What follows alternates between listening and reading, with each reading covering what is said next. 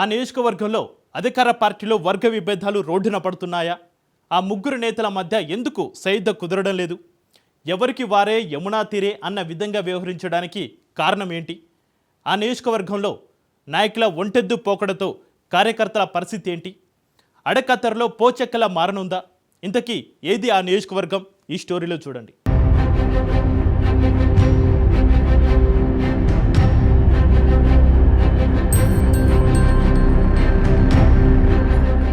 కొమరం భీం జిల్లా సిర్పూర్ నియోజకవర్గంలో అసెంబ్లీ ఎన్నికల తర్వాత నాయకుల పరిస్థితి అగమ్యగోచరంగా మారింది. అసెంబ్లీ ఎన్నికల్లో పోటీ చేసి ఓడిన నాయకుల పరిస్థితి మరీ దారుణంగా మారింది. సిర్పూర్ నియోజకవర్గంలో బీఆర్ఎస్ నుండి కోనేరు కోనప్ప, కాంగ్రెస్ నుండి రావి శ్రీనివాస్, బీఎస్పీ నుండి ఆర్ఎస్ ప్రవీణ్ కుమార్, బీజేపీ నుండి పాల్వే హరీష్ బాబు పోటీ చేశారు. అసెంబ్లీ ఎన్నికల్లో బీజేపీ నాయకుడు పాల్వాయి హరీష్ బాబుకు నియోజకవర్గ ప్రజలు పట్టం కట్టారు. అసెంబ్లీ ఎన్నికల్లో ఓటమి తర్వాత బీఆర్ఎస్ నాయకులు వలసబాట పట్టారు. అధికారంలో ఉన్న కాంగ్రెస్ పార్టీలో చేరితే తమకు ఏదైనా పదవి దక్కకపోతుందా అనే ఆలోచనతో మాజీ ఎమ్మెల్యే కోనేరు కోనప్పతో పాటు ద్వితీయ శ్రేణి నాయకులు కాంగ్రెస్ పార్టీ కండువా కప్పుకున్నారు. అప్పటికే కాంగ్రెస్ పార్టీ నుండి పోటీ చేసి ఓడిపోయిన రావి శ్రీనివాస్ నియోజకవర్గ ఇన్ఛార్జ్ గా కొనసాగుతున్నారు. బీఆర్ఎస్ నుంచి వచ్చి చేరిన మాజీ ఎమ్మెల్యే కోనప్ప, కాంగ్రెస్ నాయకుడు రావి శ్రీనివాసులు బంధువులు. దీంతో ఆయన కాంగ్రెస్ లో చేరడం వల్ల తమకు డోఖా ఉండదని మాజీ ఎమ్మెల్యే కోనప్ప వర్గం హ్యాపీగా ఉన్నారు.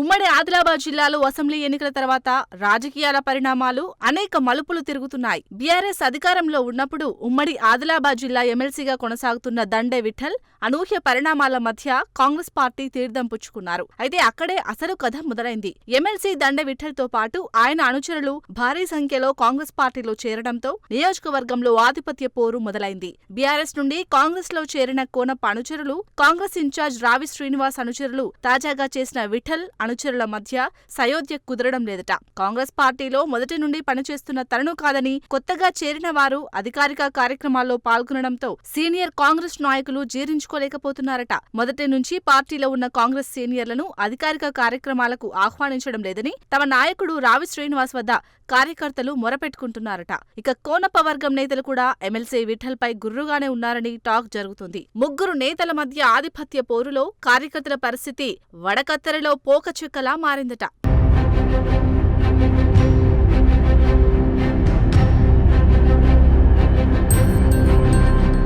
సిర్పూర్ నియోజకవర్గంలోని ఏ అధికారిక కార్యక్రమం జరిగినా దండే విఠల్ వర్గీయులే పాల్గొంటున్నారని నియోజకవర్గ ఇన్ఛార్జ్ రావి శ్రీనివాస్, మాజీ ఎమ్మెల్యే కోనప్ప వర్గీయులకు సమాచారం ఇవ్వడం లేదని జిల్లా ఇన్ఛార్జ్ మంత్రి సీతక్కకు ఫిర్యాదు చేయడానికి సిద్ధమవుతున్నారని పార్టీ వర్గాల్లో టాక్ వినిపిస్తోంది. మొదటి నుండి పార్టీని నమ్ముకొని పనిచేసిన కార్యకర్తలు అంతర్గత కలహాలు, వర్గ విభేదాలతో తలలు పట్టుకుంటున్నారట. కష్టపడి పనిచేసిన వారికి కాకుండా బీఆర్ఎస్ పార్టీ నుండి చేరిన వారికి ప్రాధాన్యత ఇస్తున్నారని నియోజకవర్గ ఇన్ఛార్జ్ రావి శ్రీనివాస్ ఇంటి ముందు ఆయన వర్గీయులే ఆందోళన చేపట్టడం ఇప్పుడు హాట్ టాపిక్ గా మారింది.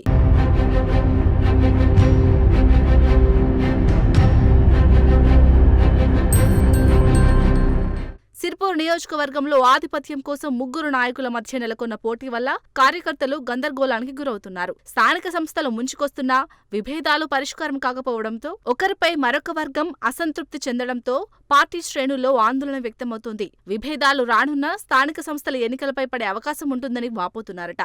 అధిష్టానం పెద్దలు నియోజకవర్గంలోని ముగ్గురు నాయకుల మధ్య సయోధ్య కుదుర్చుతారా, ఏకతాటిపైకి తీసుకొస్తారా? విభేదాలు విడిచిపెట్టి ముగ్గురు నేతలు పార్టీని ఫుల్ జోష్తో ముందుకు నడిపిస్తారా?